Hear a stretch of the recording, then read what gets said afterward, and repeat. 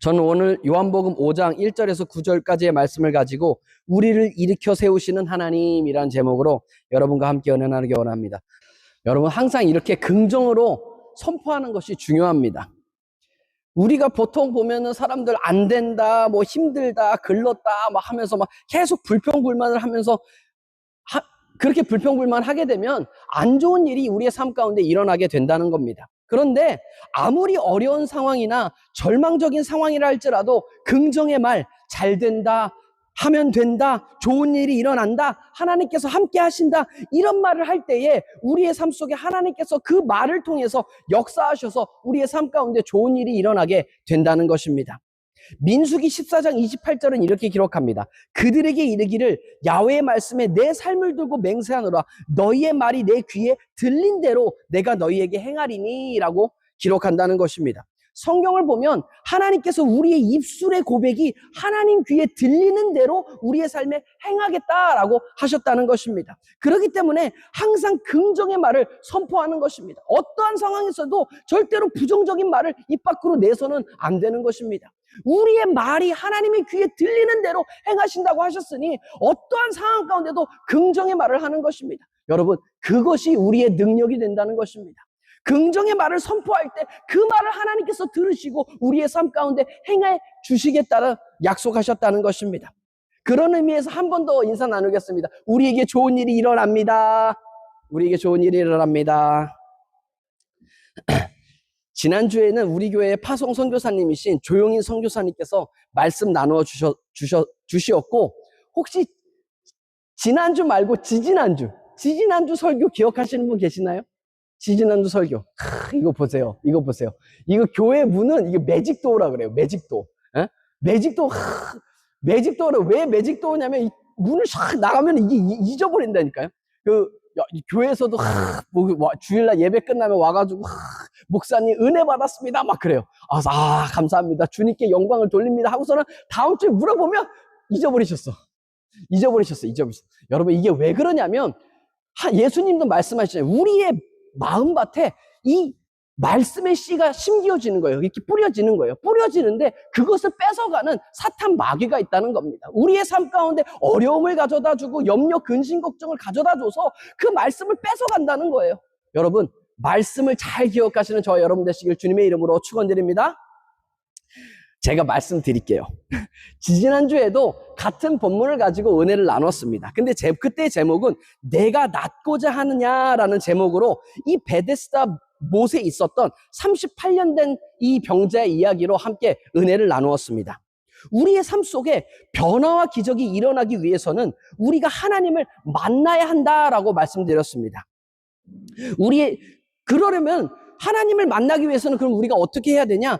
예배를 잘 드려야 한다라고 말씀드렸습니다. 지난주 조용히 선교사님 말씀도 잘 들어보니까 하나님의 그 은혜를 경험하기 위해서는 예배 잘 드려라 그렇게 얘기하시더라고요. 같은 얘기하는 겁니다. 여러분, 우리가 그러기 때문에 예배에 목숨을 걸어야 하는 겁니다.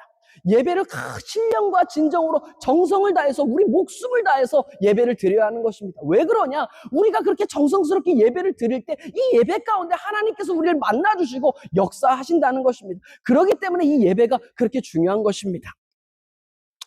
누구는 그러더라고요. 목사님, 왜 그렇게 예배 안 나오면 이렇게 막 쥐어짜서라도 막 그냥 푸시해서라도 그렇게 나오라고 그러시냐? 왜 나오라고 그러냐? 여러분, 이 예배가 중요하다는 겁니다. 이 예배 가운데 우리가 하나님을 만나게 되는 겁니다. 그래서 저는 그냥 다른 거 없어요. 주일날 예배 안 오시면 누가 안 오셨나 이렇게 본 다음에 항상 막 전화 연락하고 그 구역장님들 막 쫙가지고서는 어떻게든 그 다음 주에 나오게 이렇게 하는 겁니다. 왜? 이 예배를 통해서 우리가 하나님을 만나게 되기 때문이라는 것입니다. 예배를 통해 하나님의 임재를 경험하게 되는 저와 여러분 되시기를 주님의 이름으로 축원드립니다. 이 병자가 자신의 병을 고치기 위해서 모든 재산을 탕진하고 그래도 마지막 희망을 가지고 이 전설의 못인 베데스다 못이라는 곳으로 오게 되었습니다. 그런데 막상 이곳에 와보니 거기에도 수많은 병자가 있어서 희망을 가졌는데 다시 절망하게 되었다는 것입니다. 그래도 언젠가 자신에게 기회가 오겠지라는 생각에 그곳에서 머물러 있었습니다. 그런데 그곳에 머물러 있은 지가 38년이나 되었다는 것입니다. 그런 그에게 예수님께서 찾아오셔서 물으십니다. 내가 낫고자 하느냐? 예수님은 그 사람이 아직도 낫고자 하는 그 의지가 있는지를 물으셨다는 것입니다. 하나님은 우리의 의지를 통해 일하시길 원하십니다. 하나님은 우리 의지를 초월하지 않으십니다. 우리 의지를 초월하지 않으십니다. 우리가 나 절대 안 믿을 거야, 나 안 할 거예요 하면 역사하실 수가 없다 성경은 기록합니다. 하나님 우리가 안 믿겠다고 그냥 작정하면 하나님께서 역사하실 수가 없다는 것입니다. 그런데 우리가 우리의 고집과 고정관념과 우리의 의지를 돌려서 하나님을 바라볼 때 하나님은 그 의지를 돌리는 것, 그래서 그 의지를 돌리는 게 무엇이냐? 믿음이다라고 말씀드렸습니다. 그 믿음을 통해서 하나님께서 우리의 삶 가운데 역사하게 되신다는 것입니다. 그래서 지지난주에는 본문을 예수님께서 네가 낫고자 하느냐라고 왜 그렇게 물으셨을까라는 그런 질문을 통해서 예수님의 시선을 통해서 이 본문을 바라봤다면, 오늘은 이 38년 된 병자의 시선으로 이 이야기를 살펴보기 원합니다. 여러분 한번 이 병자의 삶을 상상해 보시기 바랍니다. 38년 동안 그 질병을 가지고 있었는데, 여러분 38년이란 기간이 이게 짧은 기간이 아닙니다. 이 38년 얼마나 긴 기간입니까? 근데 그런 말이 있잖아요. 긴병에 효자 없다. 그죠? 긴병에 효자 없다고. 이렇게나 길게 병이 지속되니까 간호해주는 사람이 아무리 뭐 효자라고 하고 아무리 뭐 친한 가족이고 친구다 한들 이렇게 오랫동안 간호해줄 사람이 없었다는 것입니다. 더군다나 이 사람은 물론 자세한 병명은 이 본문에 나와 있지는 않지만 분명한 것은 몸을 가눌 수가 없었다는 겁니다. 그래서 보통 많은 신학자들은 이 사람이 중풍병에 걸렸을 것이다 라고 이제 추측을 하는데, 최소한 하반신 마비에 걸렸습니다. 최소한. 예? 어쨌든 전반적인 대세는 중풍병에 걸렸다는 건데, 어쨌든 최소한 하반신 마비가 걸려서 옴짝달싹 마음대로 할 수 없었던 그런 사람이라는 것입니다. 이 사람 옴짝달싹 할 수 없으니까 그 간호해주는 사람이 있었다고 한들 그 사람 수발 들어주고 다 이렇게 해두고 뭐 화장실도 데려다 오고 얼마나 이게 힘들었겠습니까? 그거를 38년 동안 누가 이렇게 할 수 있겠습니까? 그래도 이 사람 처음에는 그 희망을 안고서는 이 베데스다 목가에서 와 있었습니다. 예? 그래서 자기도 뭐 가족도 있고 자기도 뭐 조금 모아놓은 재산도 있고 뭐 그리고 친구들도 있고 하니까 그거를 뭐 믿고 그래서인지 몰랐으면 어쨌든 희망을 갖고 거기 베데스다 못에 앉아 있었던 것입니다. 그래서 처음에는 이 사람을 찾아오는 사람들이 꽤 있었을 것입니다. 가족도 찾아오고 친구들도 찾아오고 지인들도 많이 찾아와서 이 사람의 어려움을 도와주고 이렇게 간호해 줬을 것입니다. 그런데 그게 한 해, 두 해, 3년, 4년 이렇게 해를 거듭하면서 38년이라는 세월이 지났다는 것입니다. 이 정도까지 되면은 어떻게 되냐? 이때 되면은 점점 찾아오는 사람이 줄어들었을 것입니다. 그리고 이때 돼서는 아예 이 사람을 찾아오는 사람이 없었다는 것입니다. 그 오랜 세월 동안 이 사람이 여기서 병을 고치지 못한 채 거기 있었기 때문에 이 사람에게는 더 이상 찾아오는 사람이 없었다는 것입니다. 더 힘든 것은 이 병자가 몸만 아프고 힘든 게 아니라 더 이상 아무도 찾아오지 않는다는 그 절망감에 더 이 사람의 마음이 무너졌을 것입니다. 그래도 찾아오는 사람이 있고 격려를 해주고 그래도 힘을 내서 다시 한번 내가 들어가 봐야겠다, 고침받아야겠다 생각할 수 있잖아요. 근데 찾아오는 사람이 없으니까 더 마음이 무너지기 시작했다는 것입니다. 이 세월, 38년이라는 세월이 너무 오래 지나다 보니까 이 사람은 이제 육신의 질병보다 이 마음의 질병이 더 커지게 되었다는 것입니다.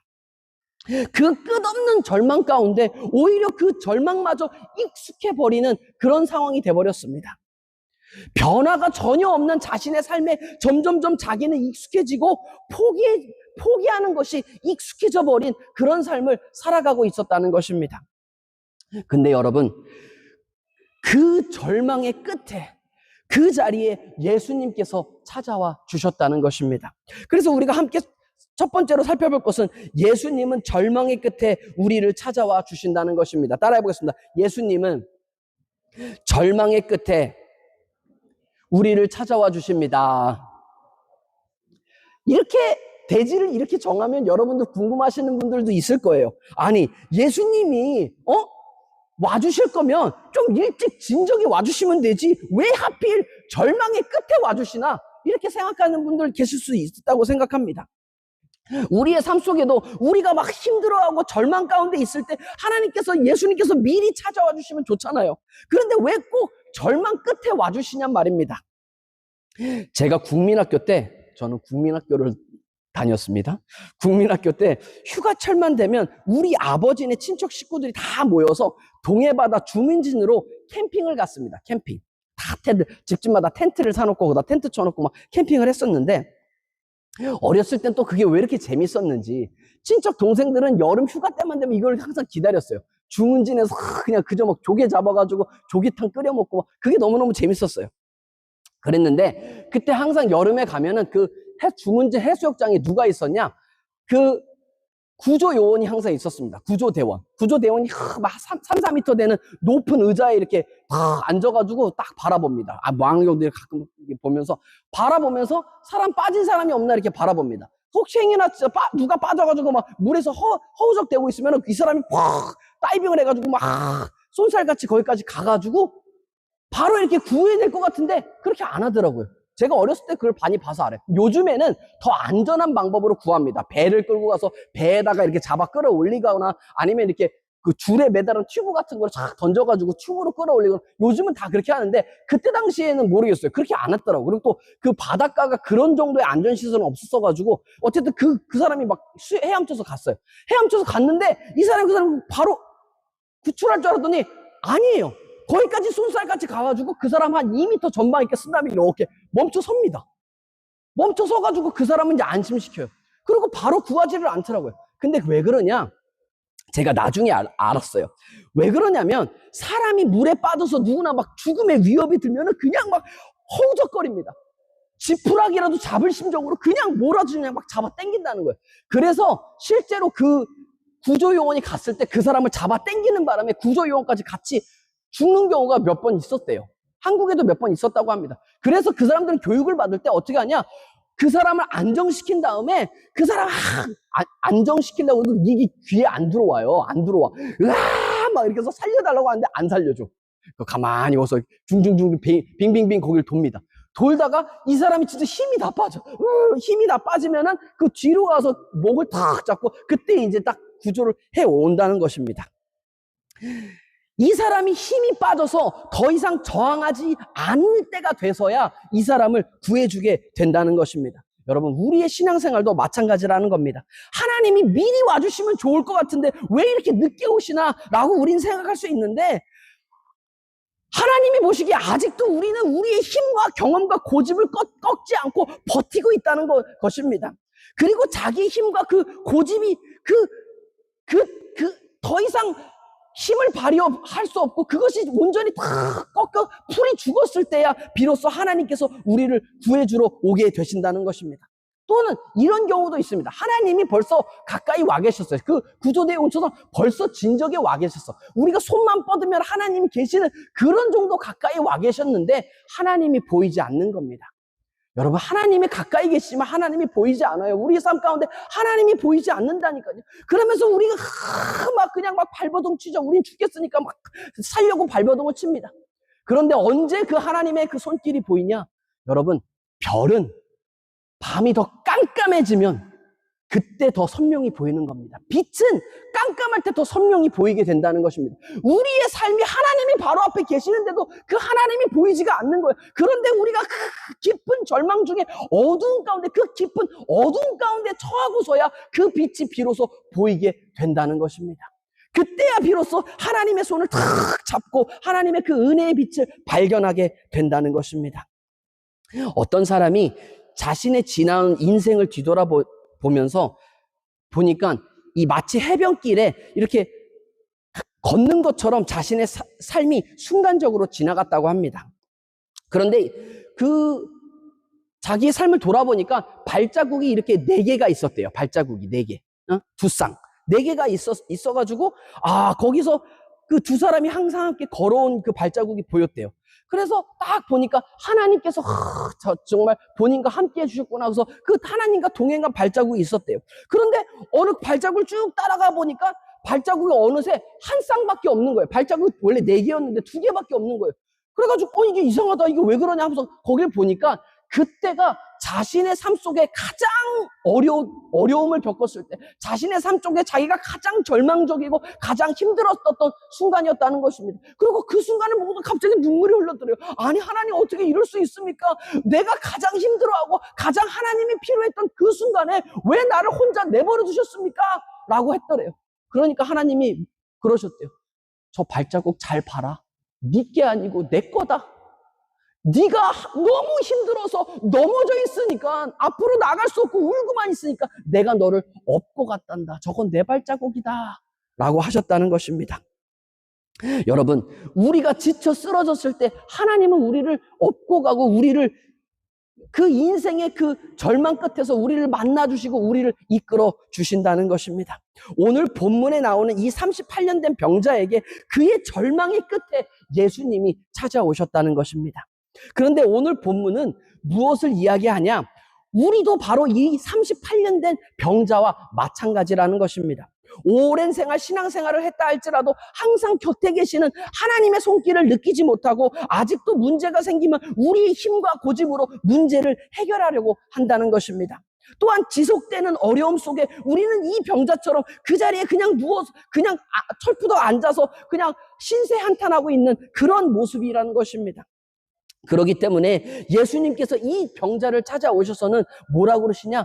내가 무엇 해주기 원하느냐를 묻지 않으셨습니다. 내가 무엇 해주기 원하느냐? 다른 병자에겐 그렇게 물으셨어요. 내가 무엇 해주기 원하느냐 물으셨는데 이 병자에겐 그렇게 안 물으셨어요. 내가 낫고자 하느냐라는 물으셨다는 것입니다. 왜냐하면 절망이 길어지다 보면 사람은 어느 순간 다시 일어날 그 힘조차 잃어버리기 때문이라는 것입니다. 어쩌면 오늘 우리의 삶 가운데도 몸은 교회에 와 있지만 마음은 이미 오래전에 주저앉아버린 그런 분도 있을지도 모르겠습니다. 나는 안 된다. 내 인생은 변하지 않는다. 그렇게 누워있는 분들이 있을지도 모른다는 것입니다. 그런데 바로 그 자리에 예수님께서 찾아와 주신다는 것입니다. 예수님께서 찾아와서 우리에게 같은 질문을 하고 계시는 것입니다. 네가 낫고자 하느냐 묻고 계시는 것입니다. 두 번째로 살펴볼 것은 예수님은 우리의 시선을 바꾸신다는 것입니다. 따라해 보겠습니다. 예수님은 우리의 시선을 바꾸십니다. 예수님께서 절망의 끝에 있던 이 38년 된 병자에게 찾아오셔서 아주 쉬운 질문을 던지십니다. 네가 낫고자 하느냐? 이 질문의 대답은 아주 간단합니다. 내가 낫고자 하느냐? 대답이 뭐 있겠어요? yes 아니면 no. 이거 둘 중에 하나 아니겠습니까? 네가 낫고자 하느냐? 네. 아니요? 이거 되게 간단한 답변입니다. 간단한 질문에 또 간단하게만 답변하면 되는 거였는데 이 질문에 대해서 이 병자는 뭐라고 답변하느냐? 오늘 본문 7장입니다. 본문 7절을 같이 읽겠습니다. 시작. 병자가 대답하되 주여, 물이 움직일 때에 나를 못에 넣어주는 사람이 없어 내가 가는 동안에 다른 사람이 먼저 내려가나이다. 예수님께서 이 사람한테 네가 낫고자 하느냐 이렇게 물어보셨는데 이 사람 지금 뭐라고 했어요? 지금 내가 저기 못에 들어가야 되는데 아무도 나를 들어가서 도와주는 사람이 없고 나보다 항상 먼저 들어가는 사람이 있어서 내가 거기를 못 들어갔습니다. 이러고 있다는 겁니다. 아무도 자기를 도와주는 사람이 없어서 자기가 여지껏 이러고 있다라고 대답을 했다는 것입니다. 그냥 네가 낫고자 하는 질문에 예, 아니요로만 대답하면 되는 거를 뭐라고 답변을 하냐, 대답을 하고 있느냐? 내가 이러쿵 저러쿵 저래서 이렇게 아직도 눌러앉아 있습니다라고 자기 신세한탄을 하고 있다는 것입니다. 여러분 이거 보세요. 이 사람 얼마나 많은 실패와 좌절을 겪었으면 지금 그런 철저한 패배감과 좌절감에 사로잡혀 있다는 것입니다. 그래서 예수님이 오셔가지고 이렇게 진짜 아주 심플한 질문을 던졌는데도 그거에 대한 답변을 제대로 못하고 그냥 신세한탄을 하면서 이렇군 저렇군 그래서 자기가 아직도 이러고 있다 그런 얘기를 하고 있었다는 것입니다. 정작 자신의 앞에 정말 이 베데스다 못을 창조하신 그 창조주 하나님, 메시아 하나님이 자기 눈앞에 서 있는데도 이 사람의 시선은 여전히 그 베데스다 못만 쳐다보고 있었다는 것입니다. 이 사람은 지금 환경을 탓하면서 불평불만을 하고 있는 것입니다. 저 연못에 들어가야 되는데 저 못에 못 들어가는 바람에 아직도 못 나왔다. 아무도 나를 도와주는 사람이 없어서 지금까지 내가 이랬다라고 다른 사람을 탓하고 있고 환경을 탓하고 있다는 것입니다. 그러면서 여전히 이 사람의 시선은 베데스다의 그 못으로 고정되어 있다는 것입니다. 여러분, 이것이 바로 고정관념입니다. 고정관념. 하나님보다 내가 생각하는 방식에 더 묶여 있다는 것입니다. 인간이 연약해서 인간은 하나님보다 내가 생각하는 그 방식에 더 집착하게 되어 있다는 것입니다. 여러분, 돈이 부족하면 어떻게 합니까? 더 일을 해야 된다고 사람들은 생각합니다. 건강이 무너지면 약을 부지런히 먹고 병원에 가야 된다고 생각을 합니다. 어려움이 생기면 누구에게 도움을 요청할까라는 그런 생각이 먼저 들게 된다는 것입니다. 물론 여러분, 열심히 일하고 아플 때 병원 가는 것 자체가 잘못됐다고 말씀드리는 게 아닙니다. 하나님은 때로는 병원도, 사람도, 직장도 다 사용하십니다. 열심히 일하는 것도, 아플 때 병원은 가는 것도 필요합니다. 그런데 문제는 우리의 시선이 하나님보다 그 인간적인 방법, 문제 해결 방법 자체에만 우리가 묶여버리게 된다는 것입니다. 지금 창조주 하나님이 바로 앞에 계시는데도 내가 저 못에 못 들어가서 내가 이 지경 이 꼴로 살고 있다고 말하는 것이 우리의 모습이라는 것입니다. 그 사람의 눈에는 오직 그 연못만 보였다는 것입니다. 베데스다의 못에 들어가야만 병이 낫는다고 생각했다는 것입니다. 그런데 여러분, 예수님께서 기적을 베풀어 주시는데 어떻게 하시냐? 예수님은 이 병자를 그래서 일부러 베데스다 못에 이렇게 넣어주지 않습니다. 베데스다 못에 들어가라 라고 이렇게 넣어주지 않습니다. 예수님은 더 놀라운 방법으로 이 병자를 고치시는데 어떻게 하시냐? 말씀으로 고쳐주셨다는 것입니다. 그 병자가 막 뭐라고 자기 신세 한탄을 하면서 막 다른 사람을 탓하고 환경을 탓하고 그래 아무도 도와주는 사람이 없어서 여지껏 이러고 있다 불평불만을 하고 있으니까 예수님이 뭐라고 그러시냐? 오늘 본문 8절입니다. 본문 8절 같이 읽겠습니다. 시작. 예수께서 이르시되 일어나 내 자리를 들고 걸어가라 하시니 라고 기록합니다. 일어나 내 자리를 들고 걸어가라 라고 하셨다는 것입니다. 이게 무슨 말입니까? 주님은 우리가 생각하는 방법이 아니고서도 주님은 충분히 역사하실 수 있다는 것입니다. 말 한마디로도 우리의 모든 문제를 해결하시고 우리의 질병을 치료하시고 우리를 건져주실 수 있다는 것입니다. 그런데 우리는 어떻게 생각하냐? 우리는 저 못에 들어가야지만 우리의 병이 낫는다. 이 방법 아니면 절대 안 된다라고 항상 생각한다는 것입니다. 응답하여 주시옵소서 하지만 하나님은 길이 없는 곳에도 길을 만드시는 분이십니다. 제자들이 세금을 내야 되는데 예수님께 달려옵니다. 예수님, 세금을 내라고 그러는데 우리가 돈이 없습니다. 어떻게 할까요? 그러니까 예수님이 뭐라고 그러십니까? 아, 돈이 없어? 그럼 어떻게 해? 니네 투잡 떠야지. 가서 밤낮으로 일해서 열심히 일해서 돈 벌어서 세금 내. 그러셨습니까? 안 그러셨습니다. 뭐라고 그러시냐? 베드로야, 너 낚시 좋아하지 않냐? 나서 낚시해. 낚시해서 네가 처음 잡아 올린 그 물고기 입을 벌려봐라. 거기에 금화가 탁 나올 거다. 그걸로 세금 충분히 낼 거다. 그걸로 세금 내고 와라. 라고 하셨다는 것입니다. 예수님께서 왜 그렇게 하셨냐? 우리의 고정관념을 깨는 것입니다. 우리가 세금 어떻게 내냐? 다들 그렇게 생각했을 것입니다. 우리가 투잡 떠야 되는구나. 밤낮 열심히, 지금 우리가 세금 낼 돈이 모자라면 밤낮 열심히 일해서 돈을 벌어야 되는구나. 그렇게만 생각한다는 겁니다. 그런데 그것을 예수님은 그 고정관념을 깨고 있는 것입니다. 그게 아니다. 물고기 잡아서 입 벌려서 그 금화로 세금 내고 와라. 일부러 그렇게 하셨습니다. 왜? 하나님은 우리가 생각하는 방법 외에도 수많은 방법으로 우리의 문제를 해결하실 수가 있다는 것입니다. 그렇기 때문에 그 문제를 바라보는 것이 아닌 지금 우리 눈앞에 있는 예수님을 바라보라는 것입니다. 그럴 때에 우리의 삶 가운데 주님의 역사가, 능력이 나타나게 된다는 것입니다. 우리의 시선을 세상의 방식에서 하나님께 돌리시기 위해서 하나님은 그렇게 일부러 행하셨다는 것입니다. 그래서 예수님께서 우리의 삶에 찾아오시면 가장 먼저 하시는 일이 무엇이냐? 우리의 시선을 바꾸어 주시는 것입니다.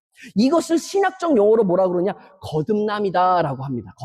거듭남 많이 들어보셨죠? Born again. 거듭남. 예수 믿기 전에는 우리가 돈과 성공, 사람들의 인정, 이런 것이 가장 중요했는데 주님을 만나면 우리의 삶 자체가 바뀌게 된다는 것입니다. 그래서 찬송가도 고백하고 있지 않습니까? 주 예수보다 더 귀한 것은 없네. 지금 제가 감기 기운이 있어가지고 약간 찬양이 좀 그렇죠? 거시기 하죠? 여기까지 하겠습니다. 주 예수보다 더 귀한 것이 없다. 우리의 삶이 그렇게 바뀌어지게 된다는 것입니다. 처음에는 하나님 돈 주세요, 집 주세요, 문제 해결해 주세요 라고만 기도했던 사람이 어느 순간 주님, 내가 주님을 더 사랑하게 해주세요. 우리 가정이 예수 믿고 주님께 돌아오게 해주세요.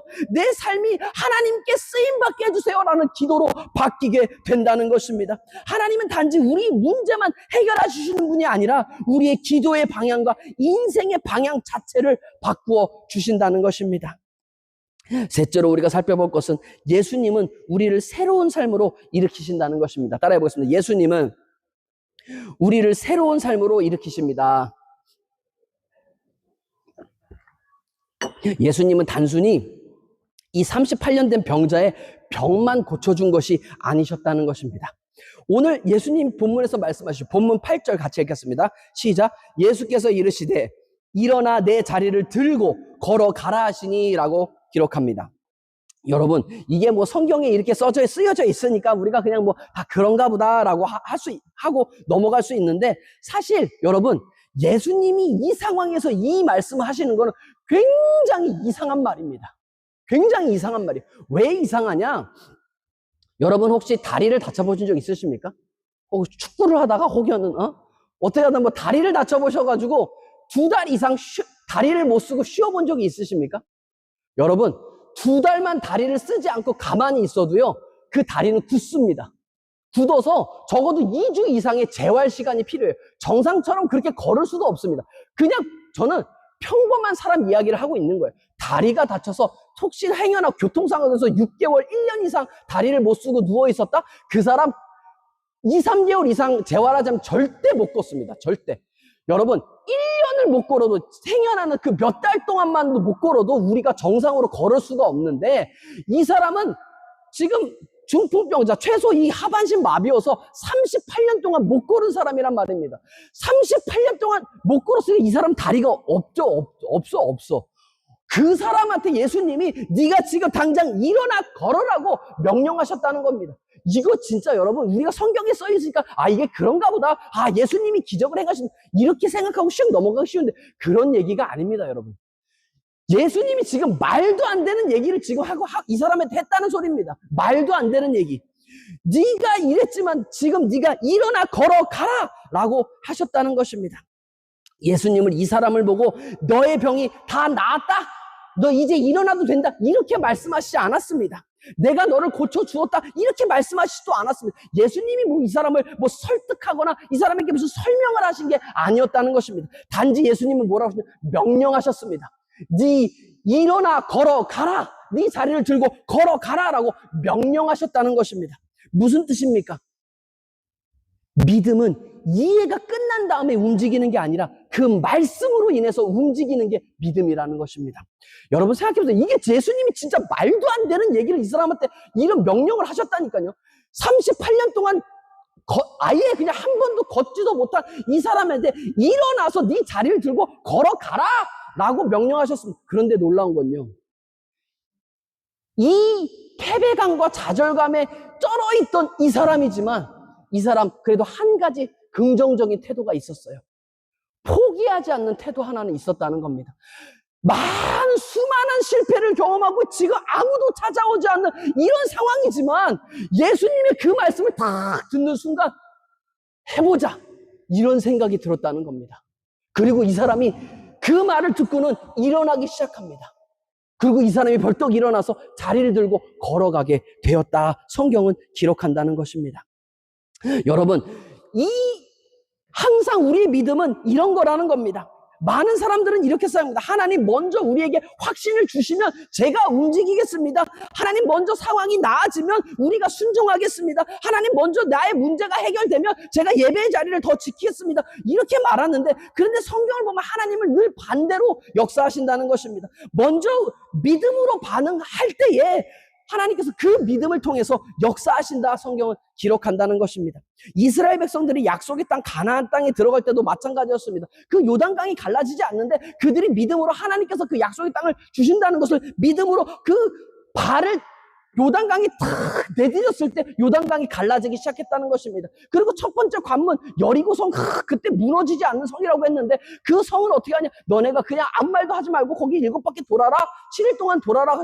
그들이 무너지는 걸 보고 거기 뭘 순종한 게 아니라 아무것도 사인이 없고 벽돌 하나 떨어지지 않는 그런 상황에 있어서 하나님의 그 말씀대로 아무 말도 안 하고 7일 동안 마지막 날은 7번을 순종해서 돌았다는 것입니다. 그렇게 돌았을 때 성벽이 와르르 무너지게 되었다는 것입니다. 그리고 그들이 가나안 땅을 점령하게 되었다는 것입니다.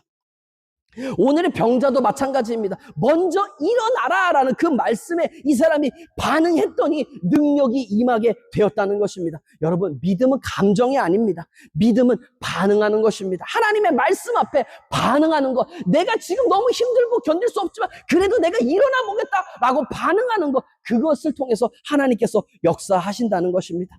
사실 이 병자는 완벽한 사람이 아니었습니다. 믿음이 엄청 좋아 보이지도 않았습니다. 예수님께서 내가 낫고자 하라는 그 질문에 뭐 이래서 저래서 동문서답하는 그런 변명이 많고 불평불만 많은 사람이었습니다. 환경 탓하고 다른 사람 탓을 했던 그런 사람입니다. 그런데도 불구하고 이 사람 포기하지 않았다는 것입니다. 예수님의 그 말씀을 들고 내가 일어나봐야겠다라는 그 의지가 있었다는 것입니다. 38년 동안 그 자리에 있었던 것 자체가 이 사람 포기하지 않았다는 뜻 아니겠습니까? 38년 동안 계속 실패를 거듭한데도 계속 거기 있었다는 건 이 사람 포기 않았다는 증거인 것입니다. 완전 희망을 버린 사람은 거기 남아있지도 않았을 것입니다. 그런데 이 사람은 끝까지 거기 남아 있었습니다. 언젠가는 나을 수도 있다고 생각하는 그 작은 희망의 불씨를 안고 있었다는 것입니다. 그제서야 그 사람이 예수님의 그 말씀에 반응하기 시작한 것입니다. 그 작은 불씨가 팍 튀겨서 반응하기 시작했다는 것입니다. 여러분, 하나님은 우리의 완벽함이 아니라 하나님을 향해 나아오는 그 마음을 귀하게 여기신다는 것입니다. 우리는 연약하고 아직도 죄인의 모습이지만 우리가 하나님께 기어 나오는 그 모습을 보고 하나님께서는 우리의 삶 가운데 역사하고 계시는 것입니다. 우리의 믿음이 때로는 흔들릴 수 있습니다. 기도하다 낙심할 수도 있습니다. 하나님 왜 아직도 응답이 없습니까? 눈물을 흘릴 때도 있습니다. 그러나 중요한 것은 끝까지 주님 앞에 남아있는 것입니다. 무슨 일이 일어난다 할지라도 주님 앞에 기어 나오는 것입니다. 그것을 통해서 하나님께서 우리의 삶에 역사해 주신다는 것입니다. 여러분, 사탄은 끊임없이 우리를 회방하고 방해합니다. 안 된다, 너 안 변한다, 포기해라, 너 평생 그렇다, 믿음을 포기하라고 하지만 그럼에도 불구하고 우리가 주님 앞에 다시 나아오는 것입니다. 여러분, 사람은 실패를 반복하면 점점 움직이지 않게 되어 있습니다. 심리학자들이 곤돌메기라는 물고기를 가지고 실험을 했습니다. 이렇게 큰 어항을 갖다 놓고 거기다가 이렇게 곤돌메기라는 메기를 갖다 놓고 그 가운데 투명 막을 이렇게 했습니다. 그래서 그 물고기 그 밥을 요 반대쪽에 탁 넣었어요. 그러니까 이 메기가 워낙 힘이 세가지고 이 고기를 먹으려고 쏜살같이 팍 달려오는데 그 막이 있으니까 빵 부딪힙니다. 뭐지? 그러다가 또 모기가 사사사사 모기가 있으니까 또 빵 부딪히는데 빵 거기 유리에 부딪히고 안 됩니다. 그거를 몇 번씩 하고 나서는 이 곤돌메기가 더 이상 시도를 하지 않았다는 겁니다. 나중에 며칠이 지나고서 그 심리학자들이 그 유리를 싹 뺐습니다. 빼서 정작 그 카이에는 이제 아무것도 없고 거기 먹이가 싹 이렇게 돌아다니고 있는데도 곤돌메기는 움직이지 않았다는 것입니다. 여러분, 이렇듯 사람도 여러 번 실패하게 되면은 더 이상 그것을 시도하려는 그 마음조차 잃어버리게 된다는 것입니다. 그런데 이게 바로 사탄의 계략입니다. 네가 봐라, 기도했는데도 안 되지 않냐? 실패한 경험, 또한 상처받은 경험을 통해서 봐라, 안 된다라고 계속 우리에게 속삭이고 있다는 것입니다. 그래서 우리를 다시 기도하지 못하게 하고 우리를 다시 예배 자리로 나오지 못하도록 막는다는 것입니다. 하지만 오늘 본문의 병자는 달랐다는 것입니다. 여전히 그 자리에 있었고 여전히 그 자리에서 기다리고 있었고 그리고 결정적으로 예수님이 말씀하셨을 때 반응했다는 것입니다. 일어나 내 자리를 들고 걸어가라 라고 하셨을 때 반응했습니다. 그래서 성경은 뭐라고 기록합니까? 그 사람이 곧 나아서 자리를 들고 걸어가니라 라고 기록한다는 것입니다. 여러분, 여기서 굉장히 중요한 표현이 있습니다. 내 자리를 들고 걸어가라는 것입니다. 예수님이 그냥 네가 일어나서 걸어가라라고 하셨으면 됐는데 왜 일어나서 네 자리를 들고 걸어가라고 하셨을까요? 여러분, 왜 그러셨을까요? 그 자리는 무슨 말이냐? 그 자리는 그 사람의 38년 동안의 인생이었습니다.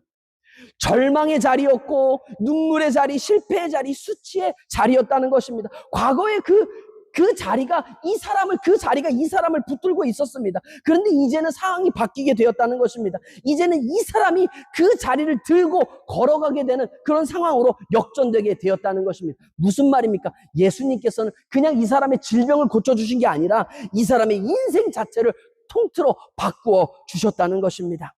과거에는 상처가 나를 이끌고 다녔습니다. 죄가 나를 이끌고 다녔습니다. 두려움이 나를 이끌고 다녔습니다. 낙심이 나를 끌고 다녔습니다. 그런데 예수님을 만나고 나면 이제는 은혜가 우리를 이끌어 주게 된다는 것입니다. 여러분, 예수 믿는다는 것은 단순히 천국 가는 티켓이 아닙니다. 삶의 방식 전체가 바뀌는 것입니다. 이전에는 누워있던 사람이 이제는 걸어다니는 사람으로, 활개치는 활동적인 사람으로 변하게 된다는 것입니다. 이전에는 끌려다녔던 사람이 적극적으로 믿음으로 사는 사람이 되었다는 것입니다. 주님은 오늘도 우리를 그렇게 일으켜 세우기를 원하고 계시는 것입니다. 다시 예배의 자리로 일어나라. 다시 기도의 자리로 일어나라. 다시 믿음으로 살아가라 라고 말씀하시는 것입니다. 사랑하는 파리 순복음교회 성도 여러분, 오늘 본문의 병자는 38년 동안 누워있었던 사람이지만 예수님을 만난 뒤 더 이상 누워있는 사람이 아니라 걸어다니는 활동적인 사람으로 바뀌게 되었다는 것입니다. 어떤 사람은 상처에, 어떤 사람은 반복되는 죄 때문에, 어떤 사람은 두려움과 낙심에 눌려서 겉으로는 괜찮아 보여도 마음은 이미 포기한 채 살아갈 수 있다는 것입니다. 그러나 오늘도 주님은 우리에게 말씀하십니다. 일어나라! 다시 걸어가라! 더 이상 그 자리에 머물러 있지 말고 걸어가라! 라고 말씀해 주신다는 것입니다. 주님은 어제나 오늘이나 영원토록 동일하신 분이십니다. 지금도 우리의 상처를 싸매주시고 우리의 삶과 마음을 회복시켜 주시는 것입니다. 중요한 것은 우리가 그 말씀 앞에 다시 반응하는 것입니다. 그럴 때 우리에게 새로운 삶이 시작되게 되는 것입니다. 오늘도 말씀 앞에 믿음으로 일어나 새로운 삶으로 걸어가시는 저와 여러분 되시기를 주님의 이름으로 축원드립니다.